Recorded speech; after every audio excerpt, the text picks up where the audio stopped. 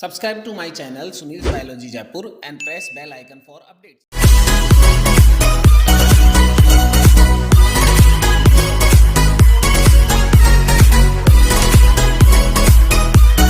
Genetic material. So from there I am beginning this thing. The search for genetic material. बहुत ही important topic है. मतलब वैसे तो इस चैप्टर में क्या कहूं तुमको, कौन सी लाइन इंपॉर्टेंट नहीं है. मैं एक बात कह दूं कि मतलब इस चैप्टर की तो हर एक लाइन जो है इंपॉर्टेंट है. हर एक लाइन किसी पे भी एक नीट का क्वेश्चन बन जाएगा, किसी भी लाइन पे. रिमेंबर, बोर्ड का क्वेश्चन बन जाएगा. So when we are talking about the search of the genetic material, तो 1866, if you all remember, 1866, the work of the Mendel was published in the magazine of the Natural History Society of the Brunn. ठीक है, और वहां पर principle of inheritance दिए गए थे. And Mendel was not knowing about it, who is controlling the characters. He said it factor. उसने इसको factor कहा था, hypothesized it that some factor is there, जिसको हमने बाद में कहा gene. ठीक है. Even in 1869, the Friedrich Miescher, he discovered a dark bodied structure in the cell, और उसको उसने नाम दिया था न्यूक्लिन. यानी अभी तक भी हमको डीएनए जैसी चीज के बारे में यहां पर पता नहीं था कि ये जेनेटिक मटेरियल हो सकता है. Even the Thomas Hunt Morgan, when in 19th century ही propose his theory, chromosomal theory and all, तो भी हमको इतने we were not satisfied and we were not fixed कि DNA is a genetic material in all.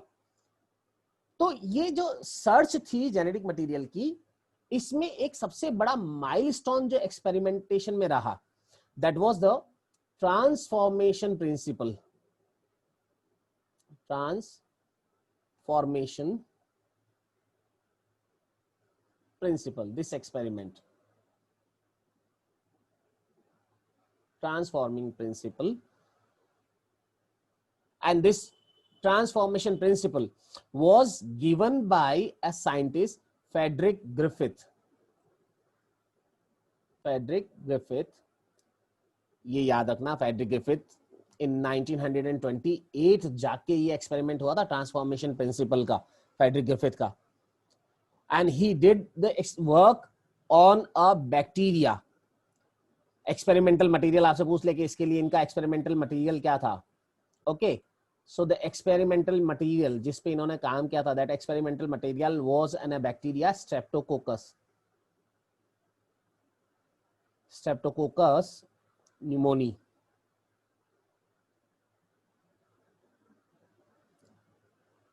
जिसको diplococcus pneumoniae भी बोलते हैं हम. ठीक है, न्यूमोनिया कॉज करने के लिए ये बैक्टीरिया रेस्पॉन्सिबल होता है, स्ट्रेप्टोकोकस. Class 11th में we already studied about this thing.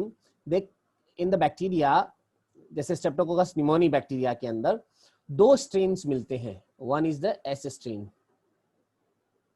and the another is the R strain. ये कॉन्सेप्ट वाली बातें हैं जो अपन इस एक्सपेरिमेंट के पहले समझ रहे हैं. S strain and R strain. S strain जो है, this is the virulent one. मतलब अगर किसी को इन्फेक्ट करे ये तो उसको निमोनिया हो जाएगा. And are strain is the non virulent one. ये डिजीज कॉज नहीं करता है. अगर इसका इन्फेक्शन हो भी जाए तो it is not causing any disease to them. Non virulent होता है. And S strain is the virulent, disease causing है. नाउ क्वेश्चन कम्स, भाई एस स्ट्रेन जो है ये डिजीज कॉज कर रहा है, इसका कारण क्या है? बिकॉज इस एस स्ट्रेन बैक्टीरिया के अंदर, ये जो एस स्ट्रेन बैक्टीरिया है, in this S strain bacteria, इसके बॉडी पे, सेल पे एक स्मूथ कवरिंग प्रेजेंट होती है, a smooth covering of mucilage. जबकि हम अगर आर स्ट्रेन बैक्टीरिया के बारे में बात करें तो in this R strain bacteria, this smooth covering of the mucilage is not there. Smooth covering of the mucilage is not there. ठीक है, तो हुआ क्या, साइंटिस्ट ने शुरुआत में सोचा कि इसका मतलब म्यूसिलेज जो कि एक कार्बोहाइड्रेट है, it's one kind of the carbohydrate in nature, okay, carbohydrate substance होता है ये। तो साइंटिस्ट ने क्या सोचा, इसका मतलब ये बैक्टीरिया डिजीज कॉज कर रहा है क्योंकि इसके अंदर म्यूसिलेज की लेयर है, और ये बैक्टीरिया डिजीज कॉज नहीं कर रहा है because in it the mucilage layer is not there. इसका मतलब ये म्यूसिलेज या कार्बोहाइड्रेट का होना डिजीज कॉज करने के लिए रेस्पॉन्सिबल है और नहीं होना डिजीज कॉज करने के लिए रेस्पॉन्सिबल नहीं है। दैट मींस जेनेटिक मटेरियल क्या होना चाहिए, समथिंग कार्बोहाइड्रेट जैसा चीज होनी चाहिए, है ना। मतलब इनिशियली साइंटिस्ट क्या सोच रहे थे, किसी भी सेल में जेनेटिक मटेरियल क्या क्या सोच रहे थे, some of them were saying that genetic material should be the carbohydrate, some of them were saying no, protein should be the genetic material, some of them were saying no, protein नहीं, fats होने चाहिए भैया, some of them were having the thing कि DNA should be there as a genetic material, और कुछ लोग कह रहे थे RNA should be the genetic material। तो हम इन 5 में से इन सारे एक्सपेरिमेंट के बेस पे ये डिसाइड करने की कोशिश कर रहे हैं कि DNA एक्चुअली जेनेटिक मटेरियल है। ये जो हम एक्सपेरिमेंट्स आगे पढ़ेंगे इस क्लासेस में, इन क्लासेस में, ठीक है। तो क्या एक्सपेरिमेंट किया उन्होंने, अब समझना। ग्रिफिथ ने स्टेप नंबर 1, एक्सपेरिमेंट नंबर 1, कुछ सेटअप लगाए उन्होंने। एक्सपेरिमेंट नंबर 1 जो किया, दैट एक्सपेरिमेंट नंबर 1 वाज, उन्होंने एक माइस लिया, ठीक है, and in this mice he injected S strain, living S strain inject किया, लिविंग एस स्ट्रेन। और लिविंग एस स्ट्रेन इंजेक्ट करने के बाद व्हाट ही ऑब्जर्व, ये माइस जो था ये मर गया, died due to pneumonia, pneumonia cause हुआ इसको और because of the pneumonia died. बाद में इसका ब्लड सीरम निकाला, okay, and in blood serum he found S strain bacteria, living S strain bacteria मिले उनको यहां पर। इसका मतलब इस माइस को जो न्यूमोनिया हुआ that was because of the S strain जो लाइव उन्होंने डाले। Experiment number 1। एक्सपेरिमेंट नंबर 2 उन्होंने एक सेटअप साथ में और लगाया। अगेन ही टुक द माइस और उस माइस के अंदर आर स्ट्रेन डाले, living R strain bacteria inject किए, okay, and in that case mice को कुछ नहीं हुआ, माइस सर्वाइव, है ना, कोई निमोनिया नहीं हुआ, नो निमोनिया ऑब्जर्व। और इसका ब्लड प्लाज्मा सीरम निकाला गया, then in it he found R strain, living R strain मिले उसको, यहां पर लिविंग आर स्ट्रेन मिले, रिमेंबर ध्यान देना, लिविंग आर स्ट्रेन मिले उसको। इसका मतलब R strain is not causing any disease, कोई डिजीज कॉज नहीं कर रहा है। Now experiment number 3, setup number 3, what he did, पहले उन्होंने आर एस स्ट्रेन्स को लिया, एक बीकर में, एक सेटअप में हीट किल किया, इनको हीट किया, पॉस्चराइज किया, और इस तरह से इन एस स्ट्रेन्स को क्या कर दिया उन्होंने, हीट किल कर दिया, ठीक है। एंड आफ्टर किलिंग देम, अब इन हीट किल्ड एस स्ट्रेन्स को, ये एस स्ट्रेन्स कौन से वाले, heat killed S strains were injected in the माइस, और माइस को कुछ भी नहीं हुआ, माइस सर्वाइव्ड, नो निमोनिया, कोई निमोनिया कॉज नहीं हुआ। और जब इसका ब्लड प्लाज्मा सीरम लिया गया तो उसमें डेड एस स्ट्रेन्स मिले, dead S strains were found, ठीक है, आगे बात सुने। नाउ एक्सपेरिमेंट नंबर 4, उन्होंने जो सेटअप नंबर 4 लगाया, उस सेटअप नंबर 4 में उन्होंने क्या किया, देखो समझना। ही टुक द माइस, और माइस में उन्होंने आर स्ट्रेन के साथ साथ हीट किल्ड एस स्ट्रेन्स डाले, हीट किल्ड एस स्ट्रेन। ध्यान देना, आर स्ट्रेन जब डाले थे हमने एक्सपेरिमेंट नंबर 2 में, सेटअप नंबर 2 में जब हमने आर स्ट्रेन डाले थे, they were not able to cause the pneumonia, mice was survived. When in setup number 3 heat killed assistant was injected, in that case also mice was survived and no pneumonia was there. तो जब दोनों को mix करके डाल रहे हैं तो what Griffith was hypothesised, उसने सोचा क्या था, आरस्टेन अकेला है जब निमोनिया नहीं कॉज कर पा रहा है, हीट किल्ड एसिस्टेंट साथ अकेले जो है निमोनिया कॉज नहीं कर पा रहे हैं, तो दोनों को साथ डाला तब भी निमोनिया नहीं होना चाहिए। But surprisingly this mice died because of the pneumonia. इसको निमोनिया हो गया और ये माइस मर गया। जब इसका ब्लड प्लाज्मा सीरम लिया और उसको ऑब्जर्व किया, in that he found living R strain, living R strain मिले, हीट किल्ड एसिस्टेन्स मिले एंड लिविंग एसिस्टेन्स मिले, उसको लिविंग एसिस्टेन्स मिले यहां पर। And this was a shocking thing for him. यहां तो उसने लिविंग एसिस्टेंट तो डाले ही नहीं थे, ये लिविंग एसिस्टेंट्स कहां से आए, ये लिविंग एसिस्टेंट्स कहां से आए? And that was a question. Then what he said that क्या हुआ होगा if this is the heat killed bacteria, ये हीट किल्ड एसिस्टेन है and this is the R strain, okay, ये R strain है living। अब जब ये मिक्सर डाला गया, जब दोनों मिक्सर डाला गया इन द माइस, उसके बाद उसको जो मिला वहां क्या मिला, in that experiment he found living R strain तो मिला ही, हीट किल्ड एसिस्टेंट भी मिला, प्लस इसके साथ साथ क्या मिला, द लिविंग एसिस्टेंट भी मिला, ये भी मिला यहां पर। तो ये कैसे मिल सकता है? इसका मतलब एक ही चीज है, only the one possibility is there, ध्यान से सुनना मेरी बात को, only one thing, from this heat killed bacteria कोई ना कोई ऐसा सब्सटेंस था which moved into the R strain, R strain के अंदर गया, and because of this what happened, the R strain transformed into the S strain, S strain में transformed हो गया। And that is what, that is transformation principle which was given by Frederick Miescher. तो इस Frederick Miescher क्या, Griffith, ये Griffith का जो experiment था, एफ ग्रिफिथ का एक्सपेरिमेंट, इस एफ ग्रिफिथ के एक्सपेरिमेंट का कंक्लूजन क्या था, what was the conclusion, if someone asks you इस ग्रिफिथ के एक्सपेरिमेंट का कंक्लूजन क्या था, then we say from the, क्या इसके अंदर, from the heat killed S strain क्या हुआ है, something, some element, some substance moved into the R strain, and because of this R strain transformed into the S strain, living S strain बन गया वहां पर, उसके अंदर वो कन्वर्ट हो गया, and which was responsible for the cause of the disease. Remember, ध्यान देना, इस इफेक्ट को कहते हैं ग्रिफिथ्स इफेक्ट। ये जो चेंज होना किसका, आर स्ट्रेन का, किसमें, लिविंग एस स्ट्रेन में कन्वर्ट होना, this is called Griffiths effect.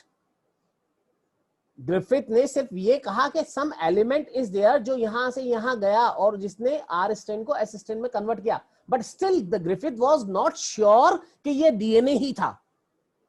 ये याद रखना, इसकी लिमिटेशन पूछे इस एक्सपेरिमेंट की, what is the limitation of this experiment, इस एक्सपेरिमेंट की लिमिटेशन क्या थी, the biochemical nature of genetic material was not defined by his experiment. Biochemical nature नहीं पता पड़ा था, बस उसने ये कहा था कुछ है जो यहां से जाता है, समथिंग इज देयर जो यहां से इस आर स्ट्रेन में गया और इस आर स्ट्रेन को एस स्ट्रेन में कन्वर्ट कर दिया। बट व्हाट इज इट, ये डीएनए है, आरएनए है, प्रोटीन है, कार्बोहाइड्रेट है, फैट है, he was not so clear about it, he was not sure about it, remember. So that was the first step, first milestone in the search of the genetic material, that the DNA should be a genetic material. पहला experiment ये रहा यहाँ पर।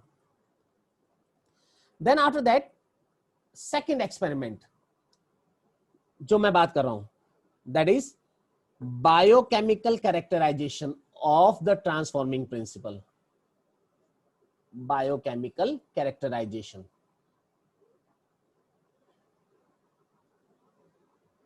Of transforming principle के, transforming principle के दौरान ये biochemical substance गया क्या था, इस चीज को समझने के लिए एक एक्सपेरिमेंट जो किया गया था, that is biochemical characterization, and this experiment was conducted by 3 scientist, Oswald Avery,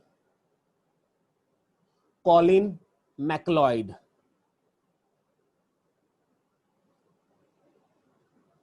and Maclean McCarthy.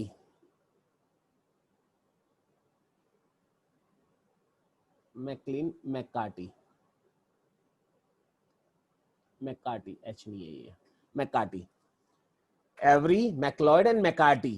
These 3 scientists conducted an experiment which was one of the base to decide that the genetic material may be DNA, may be, still not sure, may be DNA.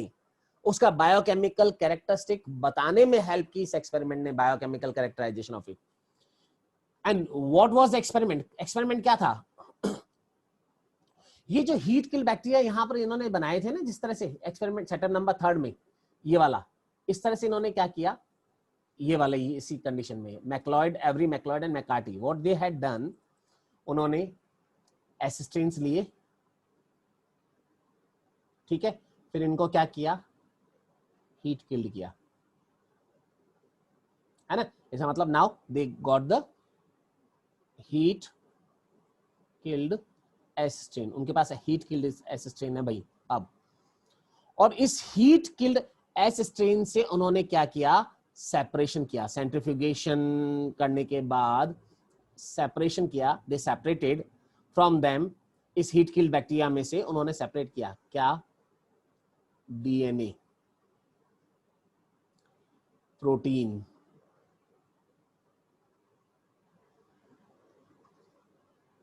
Carbohydrate, तीनों चीजों को separate किया, ठीक है. Because he was not so sure कि ये carbohydrate है, ये प्रोटीन है या DNA. Griffith was not sure कि ये जो एलिमेंट गया था हीट किल्ड एसिस्टेन से आर स्टेन में और उसको एसिस्टेन में कन्वर्ट किया, वो क्या था, वो प्रोटीन था, कार्बोहाइड्रेट था या डीएनए था, ही वॉज नॉट श्योर. तो ये एवरी, मैक्लॉयड एंड मैकार्टी ने ये कोशिश की, क्या किया, इन एक्सपेरिमेंटल सेटअप,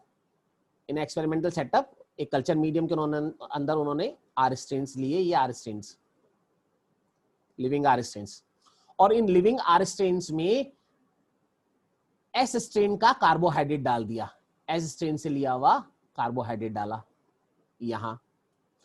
ऐसे एक दूसरे सेटअप में कल्चर मीडियम के अंदर आर स्ट्रेन लिए और उन्होंने एस स्ट्रेन से निकला हुआ प्रोटीन डाल दिया. And then in that another experiment,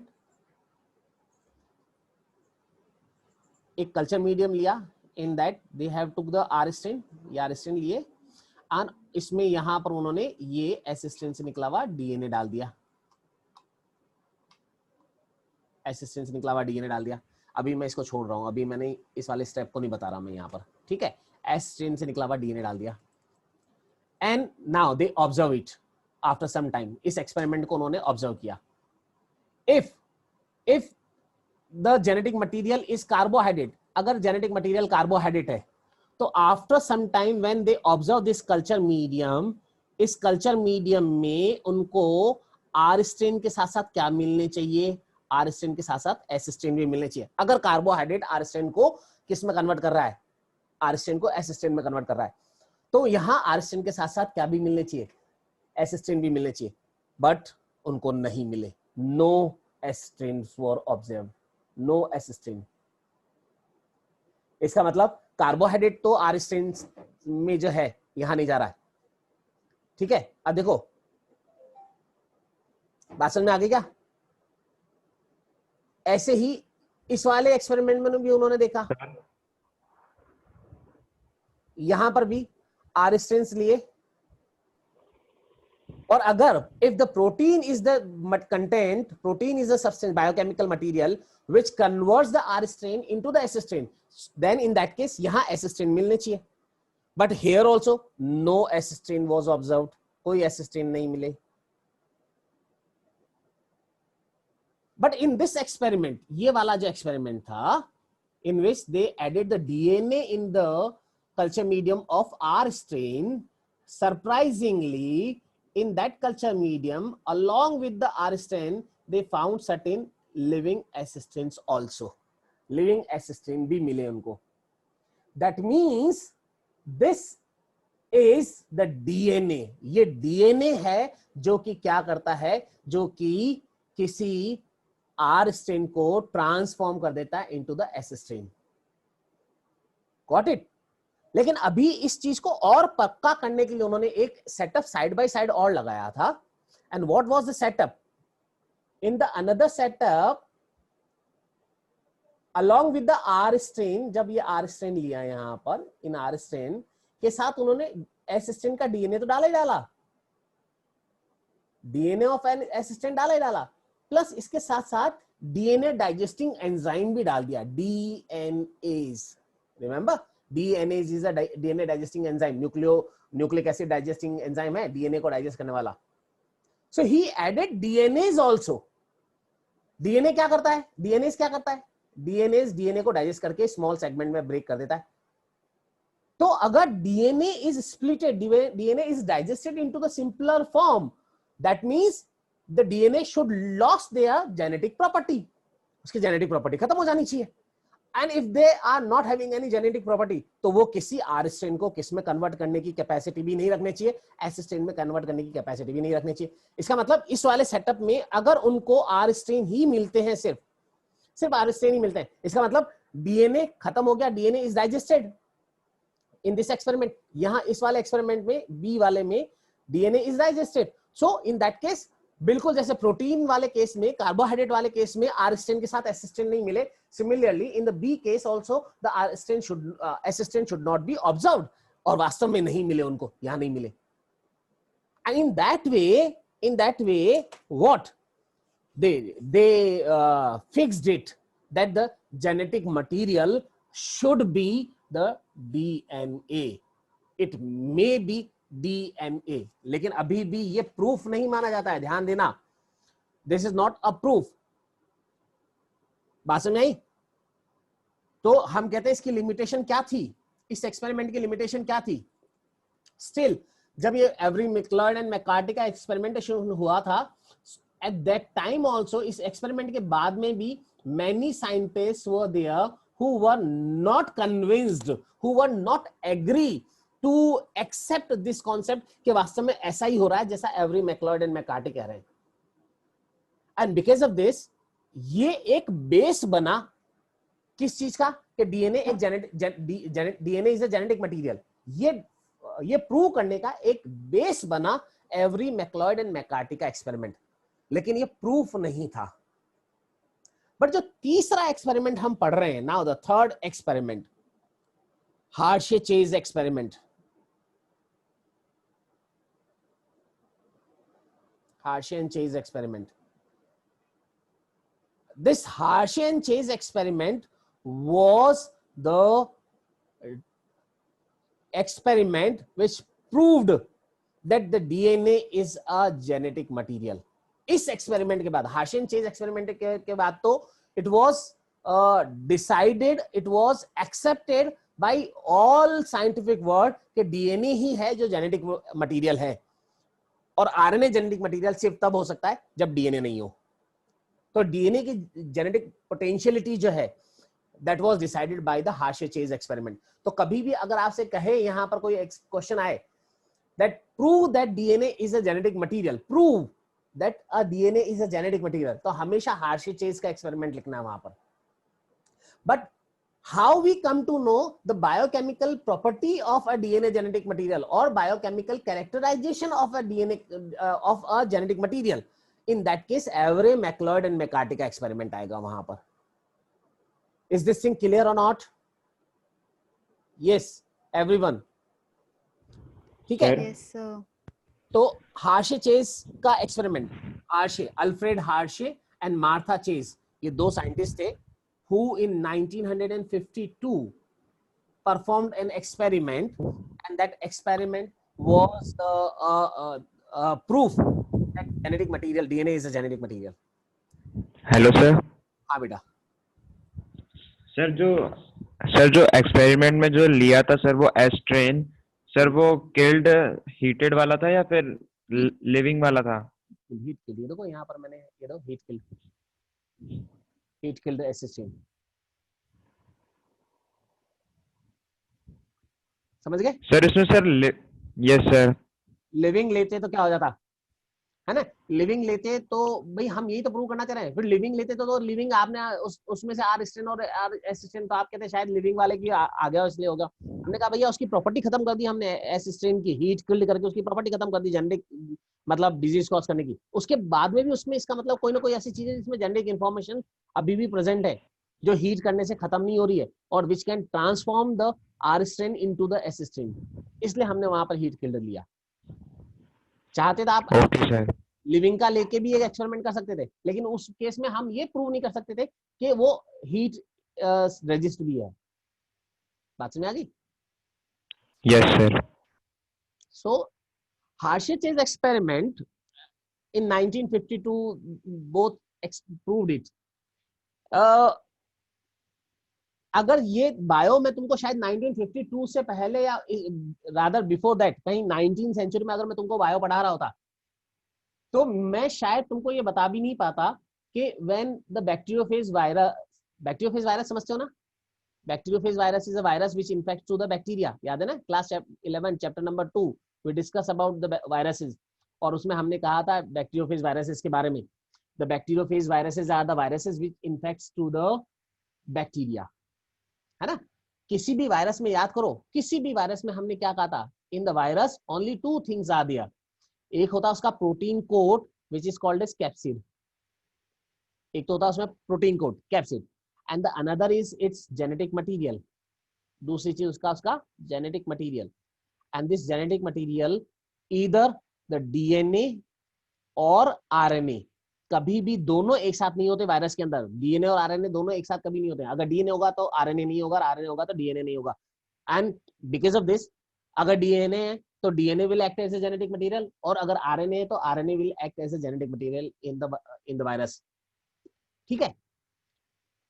तो इसका मतलब अगर मैं वायरस को लेते हुए कोई एक्सपेरिमेंट प्रूव करने की कोशिश करूं कि DNA is a genetic material, तो मैं पहली चीज तो एक ऐसा वायरस ढूंढूंगा जिसमें जेनेटिक मटेरियल क्या हो, डीएनए हो, नंबर 1, और प्रोटीन कोड कैप्सिड का बना हुआ है। तो देखो जो बिगिनिंग में हमारी डिस्कशन चल रहा था कि जेनेटिक मटेरियल क्या हो सकता है, यहाँ क्या कहा था हमने, जेनेटिक मटेरियल कार्बोहाइड्रेट हो सकता है, प्रोटीन हो सकता है, फैट्स हो सकता है, डीएनए हो सकता है, लाइपेज हो सकता है।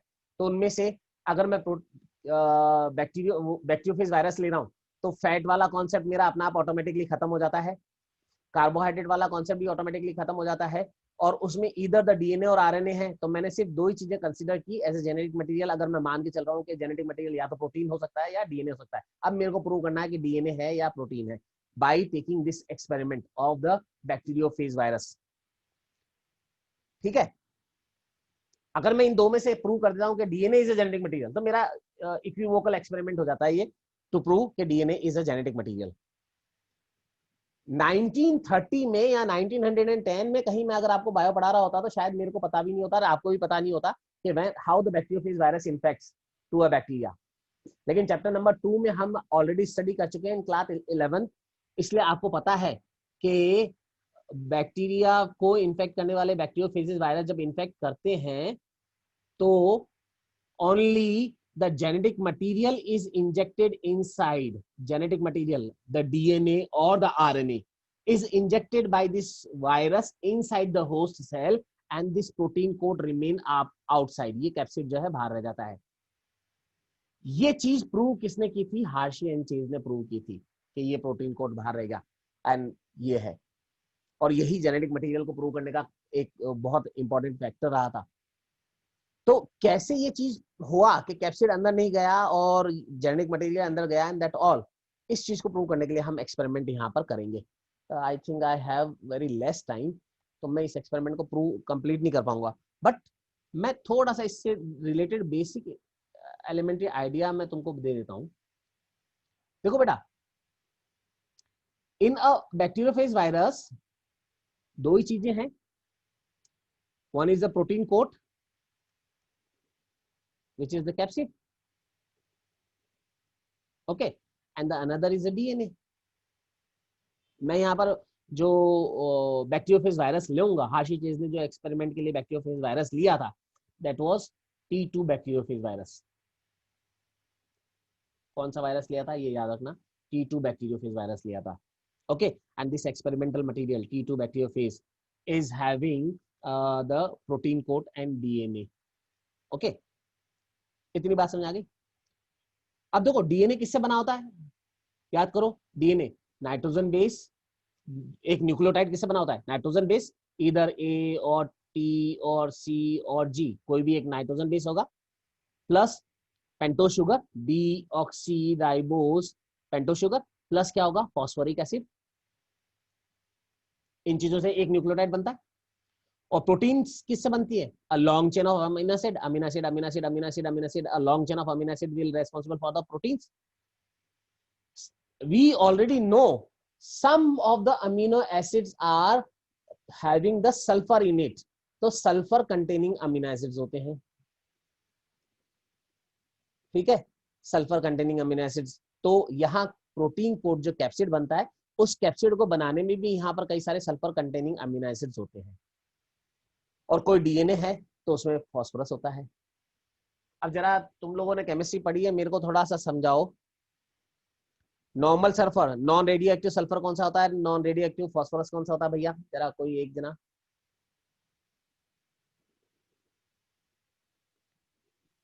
यस, सर P15 और S16 नॉन रेडियो एक्टिव होता है।